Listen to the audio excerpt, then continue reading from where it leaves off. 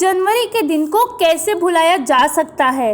आज के दिन father of nation Mahatma Gandhi की पुण्यतिथि के अवसर पर द बॉम्बे कैथोलिक सभा द्वारा नेशनल मार्टिर्स डे का समारोह आयोजित किया गया।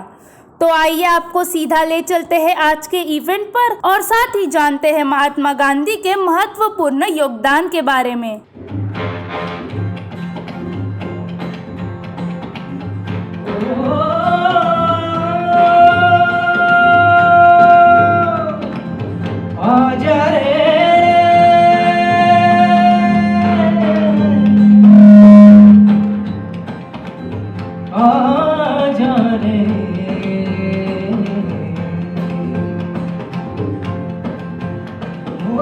माटी पुकारे तुझे देश पुकारे, आजा रे बापू आजा रे,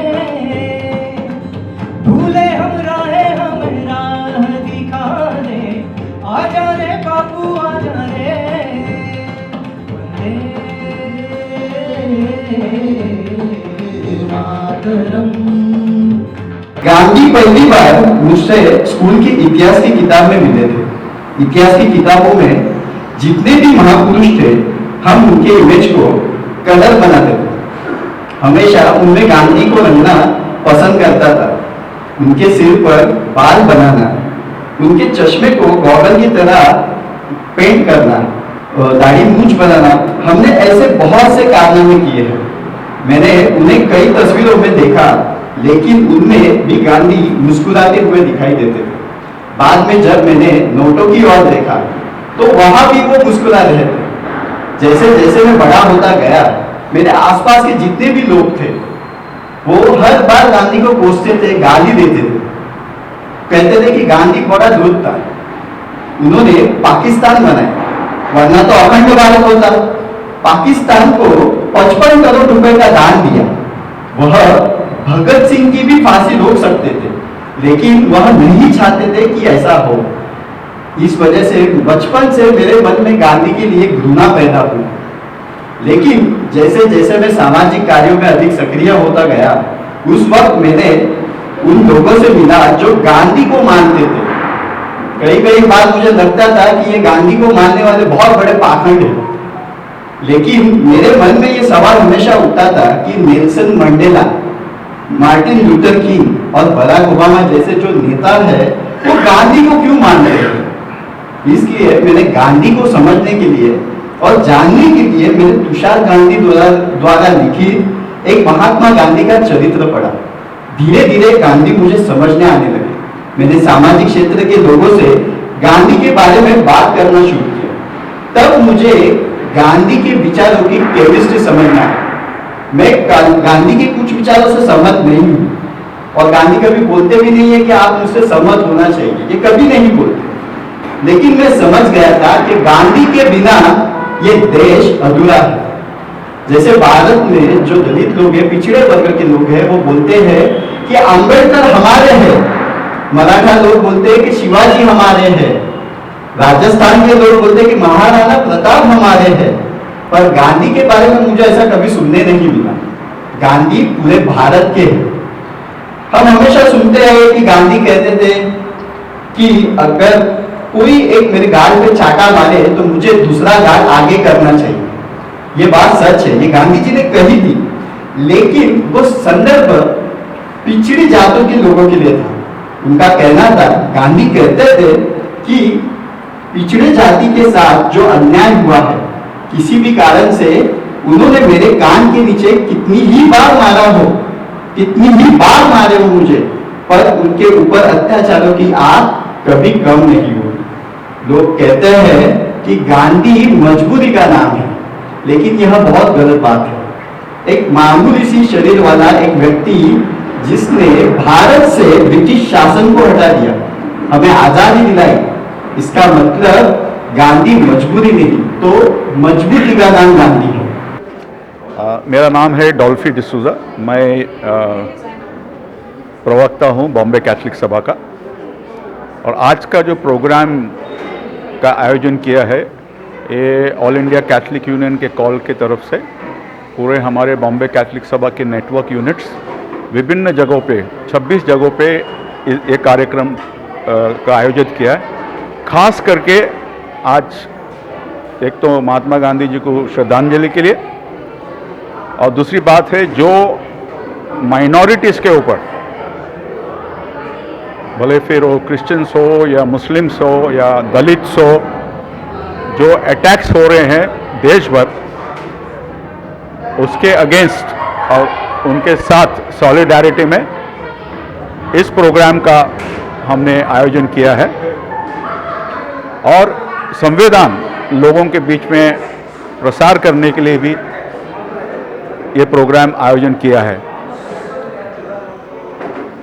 और ये कार्यक्रम और ये मुहिम हम विभिन्न नेटवर्क के साथ हम ये कार्यक्रम बढ़ाते रहेंगे।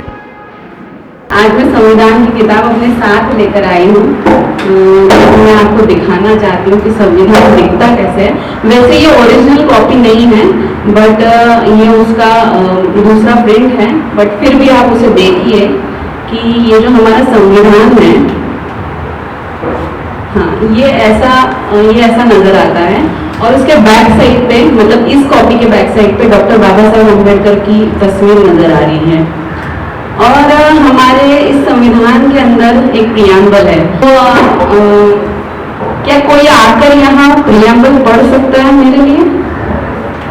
The people of India, having solemnly resolved to constitute India into a sovereign, socialist, secular, democratic republic, and to secure to all its citizens justice, social, economic, and political, liberty of thought, expression, belief, faith, and worship, equality of status and of opportunity, and to promote among them all fraternity, assuring the dignity of the individual and the unity and integrity of the nation.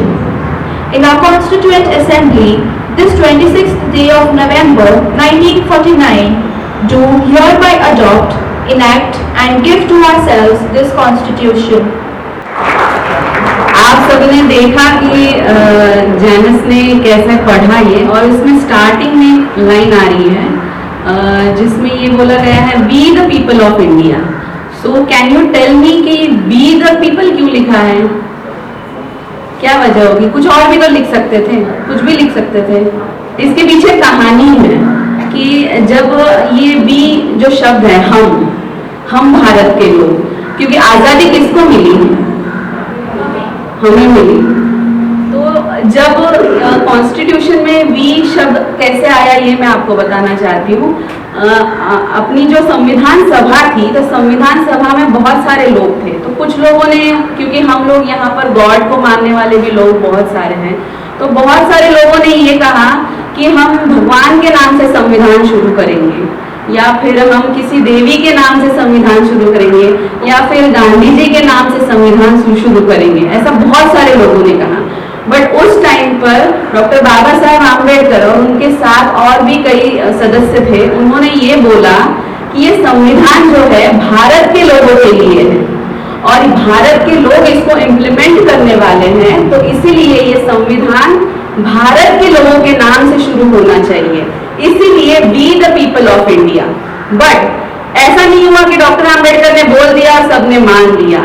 वहां पर भी democracy थी और इसलिए वहां पर voting ली गई, और उस वोटिंग में ऐसा हुआ कि 68 वोट वी वर्ड के साथ खड़े हो गए और 41 वोट्स जो है उसके खिलाफ हुए, और उस हिसाब से वी वर्ड जो है हमारे कॉन्स्टिट्यूशन में, हमारे प्रियम्बल में आ गया। मेरा नाम दाऊद खान है, मैं बम्बई आमंड कमेटी का जनरल सेक्रेटरी हूँ। पिछले दिनों में हमारी मीटिंग हुई। मीटिंग में एक स्लोगन बनाया हमने बाबा साहब के लिए।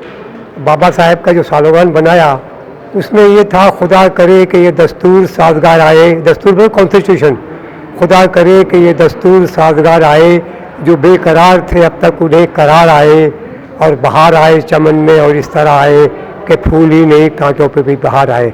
अभी आपके सामने एक बात बताना चाहता हूँ। सामने लिखा हुआ हिंदू, मुस्लिम, सिख, ईसाई, उसमें दलितों का नाम नहीं, जैन का नाम नहीं, बुद्ध का नाम नहीं। तो हमने कहा है कि हिंदू मुस्लिम सिख ईसाई जैन बुद्ध और अंबेडकर भाई ये सब मिले तो देश की होगी बधाई। और इतना बोलने के बाद मेरा पैगाम अगर आज दूर तक पहुंचेगा कि खाली हिंदू मुस्लिम सिख ईसाई नहीं बल्कि जैन बुद्ध और गौतम भाई ये लोग भी सब देश की कुर्बानी दिया। जैसा आपने कहा कि देश असल में सब चीज़ है। देश में 30 जनवरी को हर साल शहीद दिवस मनाया जाता है। शहीद दिवस हम बार बार क्यों मना रहे हैं? इसके पीछे इतना ही वजह है कि जिन लोगों ने देश के लिए अपनी जान न्यौछावर कर दी, उन लोगों को याद करने से हमें एक स्फूर्ति मिलती है। भारत एक है, एक रहेगा। एक गांधी मरेगा, 1 लाख गांधी पैदा होंगे।